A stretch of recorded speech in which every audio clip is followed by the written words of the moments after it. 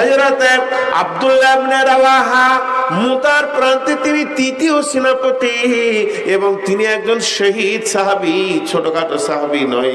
আব্দুল্লাহ ইবনে রাওয়াহা নিজের বিবির চাঙে মাথা দিয়ে শুয়ে আছে। হাদিসটা বাইহাকি রওয়ায়াত করছেন। এই শুয়ে থাকতে থাকতে হযরত আব্দুল্লাহ ইবনে রাওয়াহা সূরা মারিয়ামের 71 নম্বর আয়াতটা পড়ছেন। বিসমিল্লাহির রহমানির রহিম। ওয়া ইম মিনকুম ইল্লা ওয়ারিদুহা কানা আলা রাব্বিকা হাতমান মাকদিয়া। ওয়া ইম মিনকুম ইল্লা ওয়ারিদুহা কানা আলা রাব্বিকা হাতমান মাকদিয়া। আব্দুল্লাহ ইবনে রাওয়াহা এই আয়াতটা পড়তে পড়তে পড়তে পড়তে এক সময় কান্না শুরু করে দিয়েছেন। আর চোখ দিয়ে যখন ওর পানি বইতে শুরু করে দিয়েছে, চোখের দুই দিকে পানি এসে বিবি দেখতে পেয়েছেন স্বামী কাঁদছে, আর স্বামীর কান্না দেখে বিবিও কাঁদতে শুরু করেছে। আব্দুল্লাহ ইবনে রাওয়াহা বলছে, বিবি রে তুমি কাঁদছো কেন? বিবি বলতে পাকাই কেলে পাকায় কা, আপনি কাঁদছেন এর জন্য আমি কাঁদছি। তখন সঙ্গে সঙ্গে আব্দুল্লাহ ইবনে রাওয়াহা বলছেন, বিবি রে তুমি শুধু আমার কান্নাটা দেখেছো, আমার চোখের দিকে তাকিয়েছো, আমার মুখের দিকে তুমি কানটা দাওনি।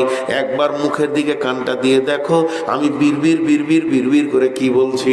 উনি আবার বলতে শুরু করলেন, ওয়া ইম মিনকুম ইল্লা ওয়ারিদুহা কানা আলা রাব্বিকা হাতমান মাকদিয়া। আল্লাহ তাবারাক ওয়া তাআলা বলছেন, রে বিবি, আমার আল্লাহ বলছেন, রে পৃথিবীর মানুষ শুনেলে, তোদের জন্য আমি একটা রাস্তা বানিয়েছি, তোদের শান্তির জায়গাতে পৌঁছাবার জন্য, জান্নাত যাওয়ার জন্য।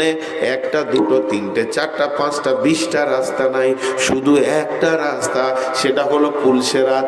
এবং আমি ওয়াজিব করে দিয়েছি, আমি ফরজ করে দিয়েছি, প্রতিটা মানুষকে পুলসেরাতে পা দিয়ে জান্নাতে যেতে হবে। পুলসেরাতে পা না দিয়ে কেউ যেতে পারবে না।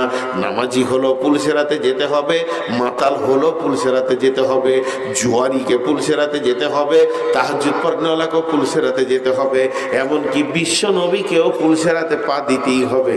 এটা আমি সকলের জন্য ওয়াজিব করে দিয়েছি। বিবিরে শোন, বিশ্ব নবী পুলসেরাতের ব্যাখ্যা দিতে গিয়ে বলেছেন, ওই পুলসেরাতটা এত সংকীর্ণ হবে, এখানে মানুষ হাঁটতে হাঁটতে যাবে, কেউ দৌড়ে যাবে, কেউ বিদ্যুৎ গতিতে যাবে, কেউ হাওয়ার গতিতে যাবে, কেউ ঘোড়ার গতিতে যাবে, কেউ উটের গতিতে যাবে, কেউ গাধার গতিতে যাবে, কেউ পায়ে হেঁটে যাবে, কেউ হাঁটুর ভরে যাবে, কেউ বুকের ভরে যাবে, কেউ পাছা ঘিষ্টে যাবে, বিভিন্ন রকম যাবে। তফসিরের মধ্যে লিখেছে, পুলসেরাতে মানুষ যখন ওইভাবে কষ্ট করে করে